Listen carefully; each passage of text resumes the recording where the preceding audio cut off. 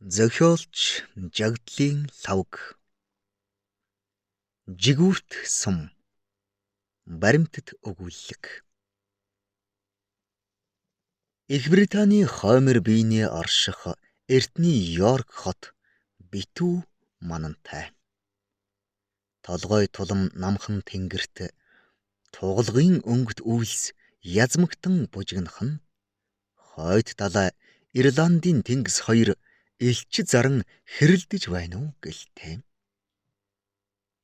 Пенний уулсаас хамбрын булан хүртэл уяа авсан ботх шиг зоргоор тонгочин наадах үүзийн гол энэ л хотод хүлүүлэн бухимдаж шөнийн бороонд үерэлсэн дээрээ хариугаа авах гэсэн мэт эргийн чулуун хашлахыг долоон өнгөрнө. Тэмцээний сүүлчийн өдөр шиврээ бороотой байлаа. Морин тойрволгын эргэн тойрон өнгө бүрийн асар майхан босгож тэмцэн сонирхогч олны толгой дээр барьсан шүхэр цэцэг шиг алгална.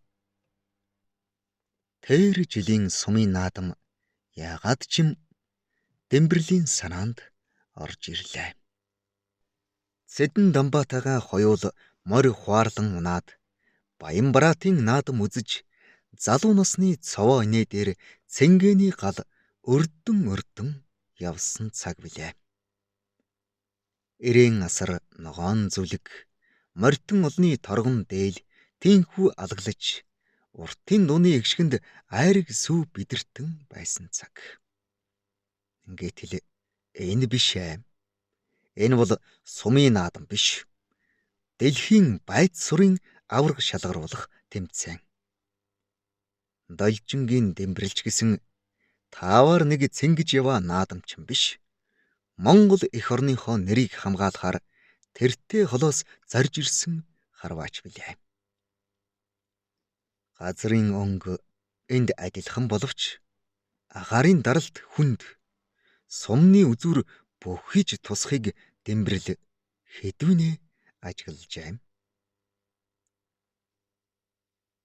Гуталчин бүсгүй Дэмбэрлийг энд хэн авчирсан билээ? Их Монгол орон итгэл өвөрлүүлэн мордуулжээ. Дэмбэрэл хүүхний 25 таатаа сонгож авсан байд сурын сум жигүүртэй байжээ. Гутлын шир хромны будаг ханхалсан цээхэн жижиг байранд дордорын ажилд улайсан хүмүүс чив чимээгүй. Норомчин Дэмбэрэл хүүхдийн гут хэвлэгээ хийж түрээний арсыг татан модон хэвлүүрт хадна. Багш дорж готов гаднаас нэгэн гоёмсог ирээ юм барьсаар орж ирлээ. Дэмбэрэл түүнийг их л шохоорхож "Багшаа, наадах чинь юу юм бэ?" "Ном сум гэдэг юм. Мэдэхгүй." "Мэдхэн ч мэднэ л дээ. Гэхдээ ер нь үзээгүй шүү.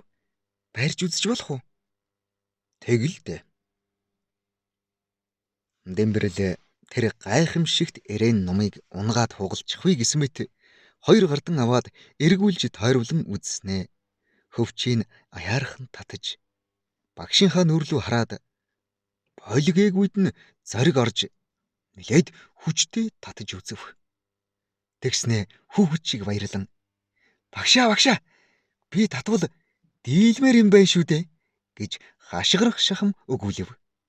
Багш нь инээмсэглэж "Дийлэлгүй яах вэ Дэмбэрэл минь, наадахаар чинь харвдаг эмгтээчүүд бишгүй би шүү дээ" гэлээ.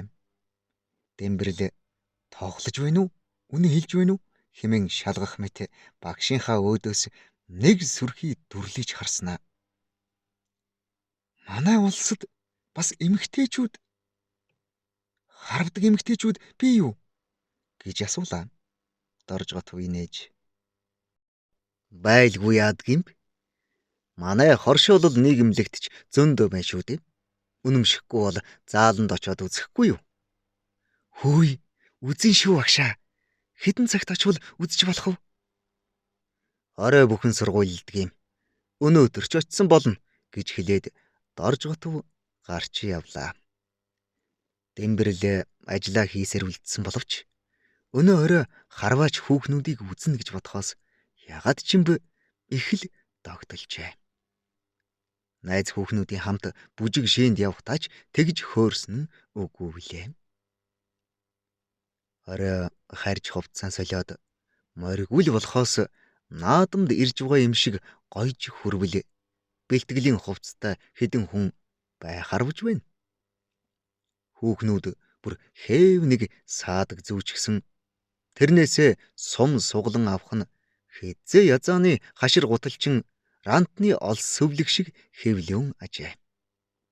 Байна гэж чөмгний яснаас томгүй юм байхаар бодож явсан Дэмбэрэл хүнжил гудас шиг том юмыг хараад баахан гайхаж ийм ими чинь онлгүй яхав дээ данч гэсэн шүү юм боджээ. Багш доржготвыг хайсаар дэрэгдэн хурж очвол цаадхан ч харж өөрлөгөө дуудан яаж харвахыг тайлбарлаад нэг сум онилж өгөв. Дэмбэрэл энэ нумаар хэрхэн хараалах учрыг олохгүй нөгөө талаар түүнийг ширтэн буй олон нүднээс бантаад сүрхий цочмог татаад сумаа тавьж орхив. Сум тэртээ дээгүр цайлан одлоо. Тэнд байсан хүмүүс хөхрөлдөж харин доржготов Дэмбэрэл манч хол явах нэ гэснэ нь ямар их зөм бэлэгтэй үг байсныг тэгэхэд хэн яахан мэдэх билээ. Дэмбэрэлийн анхны тавьсан сум байгаа оноогүй боловч харваач болох хүслийн жигүүрлэн одов. Энэ сум 10 жилийн турш Дэмбэрэлийг хөтөлсөөр өнөөдөр Их Британийн хойморт орших хөгшин Йоркийн захад дэлхийн мэргэн харваачдын дэвжээн дээр авчираад байна. 50 метрийн зайд тал сум тавиад байтал бороо зүсэрч газраар нэг ус тунан байж үзэгдэхэн болж харвааны талбай будаа чанж буй тогоо шиг шал пал болов. Тэмцэн эрхлэх комиссоос 30 минутын завсралга зарласан тул тамирчид өөрийнхөө болон өрсөлдөгчдийнхөө оноог тоолж дасгалжуулагч нийлбэр дүнгийн тооцоо хийн. Хэдэн хормын дараа бороо татарч зангасан адуу шиг 10-аад тэрэг humгүй давхиж ирээд талбайн бүх усыг сорчихлоо. Галын бай хоёрын хооронд банзан зам тавиад завсралга дуусав. Дасгалжуулагч Жамын сүрэн нөхдөө цуглуулж бусад багийн дүнг танилцуулаад манай баг одоогийн байдлаар 8 дугаар байранд явна. Үлдсэн сумаа сайн харвал 5-аас 6 дугаар байранд орох бүрэн найдлага байна. Хэдхэн оноогоор илүү байгаа Япон, Швейцарын багийг заавал хожно. Сум бүхнээ мэрийгээрээ. За хүүхнүүд минь үлдсэн сум чинь цөөхөнч гисэн бүгдээр нь Монгол гэсэн нэр бичээстэй байгаа гэдгийг бүү мартаарай. Сум шороодвол нэр шороодно гэсэн үг. Бороо намтсан боловч салхи ширвссэн шүү. За хүүхнүүд минь галынхаа байранд очицгоо. Миний хайртай хүүхнүүд хичээж үзээрэй дээ. Би та нарт найдаж байна гэж бүгдд нь хандаж хэлсэн боловч ягаад ч юм бэ Дэмбэрлийн мөрөн дээр гараа тавьж нүдрүү нь сүрхий харжээ. Багшийн хэлсэн үгийг эх орны даалгавар гэж ойлгосон 3 хүүхэн тус тусын байранд очоод харвж эхлэв. Багшийн үг цэцэн бол шавийн сум мэргэн байдаг. Хэдхэн сум тавиад Японыг дараа нь Швейцарыг давлаа. Одоо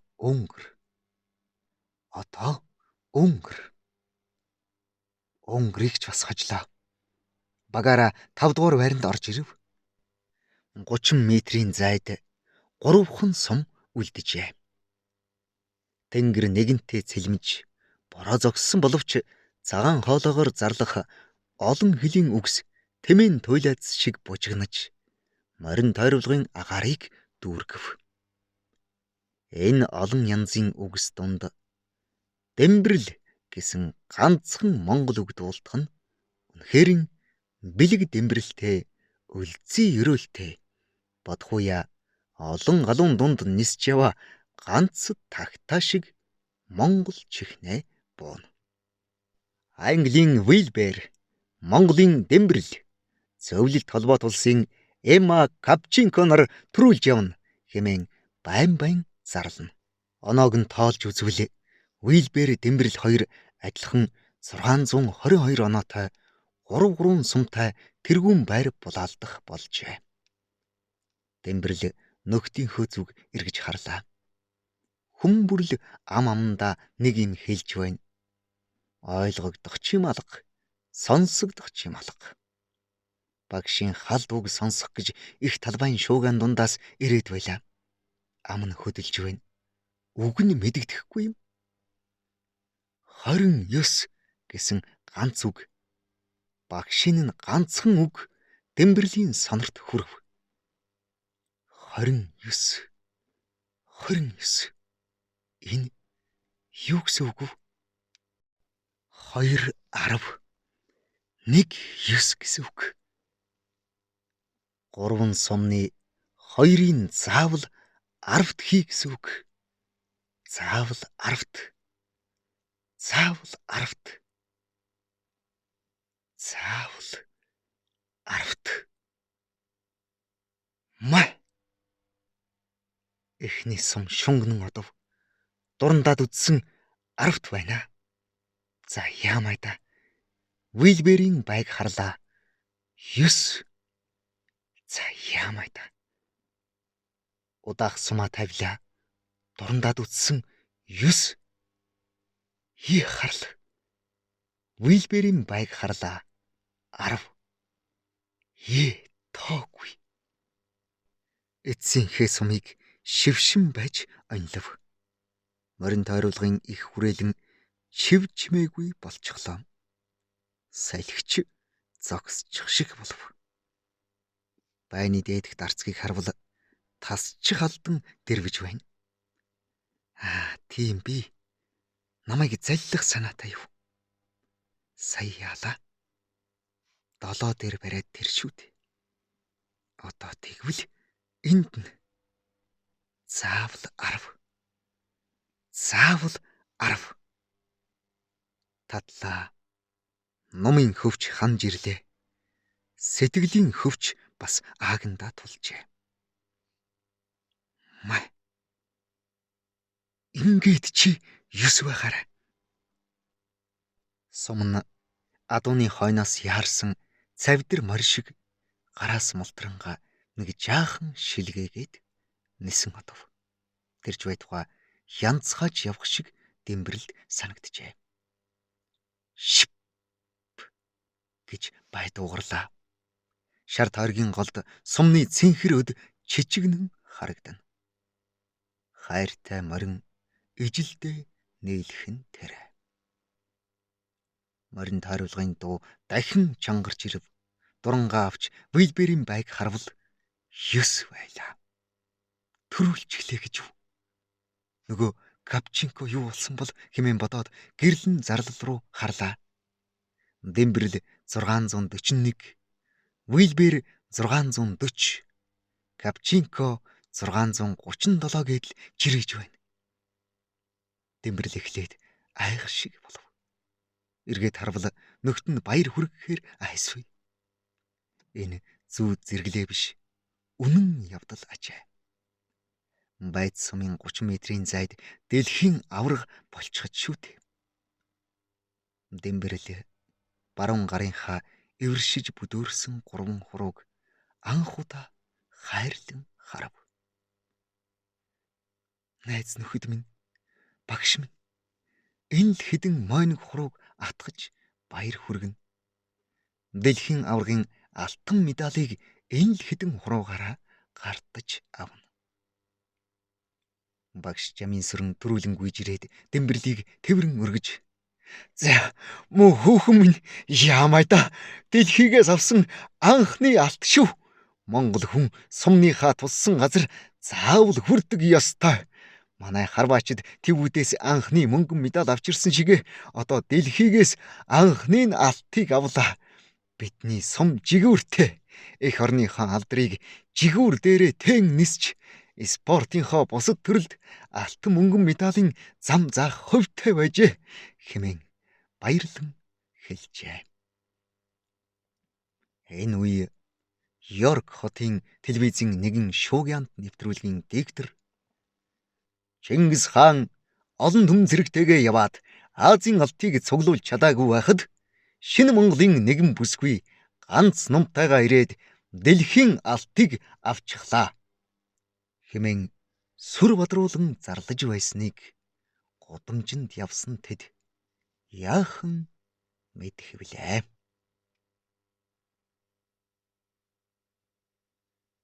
Зохиолч Жагдлын лавг. Уншсан Эрхэнбаярын Батторч.